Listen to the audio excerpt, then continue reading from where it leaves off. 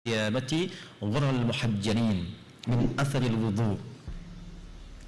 Sungguh, kata Nabi SAW, umatku itu akan dipanggil di hari kiamat dengan cahaya yang memancar dari bagian tubuhnya. Kelihatan. Ada yang mengibaratkan ghurral muhajjalin itu seperti kuda putih di tengah lautan kuda-kuda hitam, seperti bersinar. Dari apa? Min atharil wudu. Ya, min atharil wudu. Ada terusan hadisnya, atau kama qala Rasulullah SAW, faman yastati an yutila ghurratahu falyaf'al. Siapa yang mampu memanjangkan, nah ini yang mungkin di sini yang dimaksudkan, cahayanya itu silahkan lakukan. Baik, yang dimaksud cahaya wudhu di sini ulama berbeda-beda pendapat. Ada yang memahami secara tekstual, wah kalau wudhu kan pakai air, maka biarkan airnya saja, nggak usah diusap, nggak usah dikeringkan. Ini adalah bagian dari memanjangkan cahaya. Ya, ada yang kedua memahami bahwa lebihkan sedikit supaya cahayanya makin memanjang. Jadi kalau basuh tangan sampai siku, lebihkan dikit. Ada yang memahami sampai situ. Tapi dari pemahaman itu, kami cenderung pada yang ketiga, karena ini sesuai dengan makna dasarnya. Apa yang dimaksudkan? Cahaya yang dimaksudkan dari hasil wudhu itu bukan melekat kepada benda air dan semacamnya. Bukan. Yang dimaksudkan dampak wudhunya. Wudhu di Quran, di surah kelima Al-Ma'idah, di ayat yang ke-6, disebut fungsinya toharah.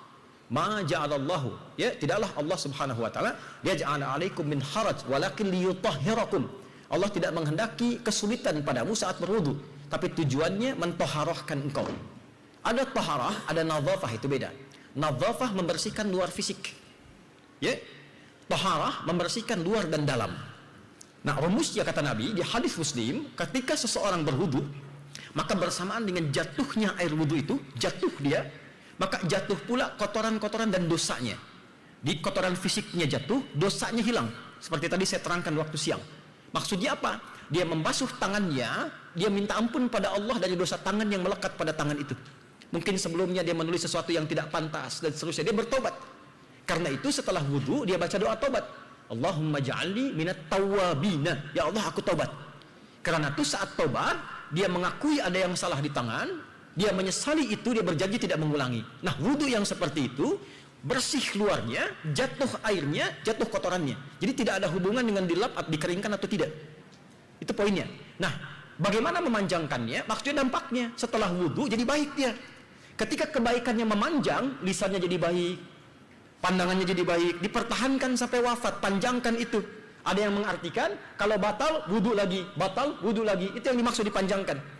Jadi ketika dia berlatih kurang bagus, dia wudhu lagi, batal wudhu lagi, dengan tujuan menjaga kebaikan dalam dirinya. Itu yang dimaksud panjangkan cahayanya.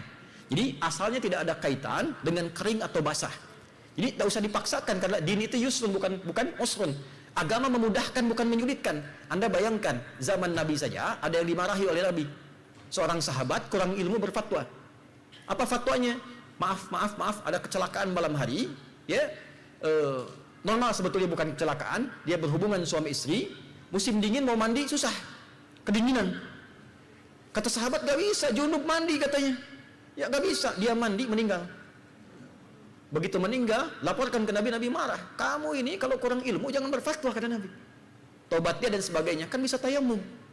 Akhirnya muncullah di situ kemudian ajaran tentang tayamum. Ya, diantaranya turun surah-surah Al-Quran seperti terusan tadi dari Quran surah kelima ayat yang ke-6. Jadi yang ingin saya maksudkan di sini, jangan sampai memaksakan sesuatu yang menjadikan madarat dengan pemahaman yang mungkin baru sebagian didapatkan. Jadi kalau ibu sudah berwudu musim dingin dan kedinginan, lap aja sampai kering. Jelas ya? Panjangkan dengan aspek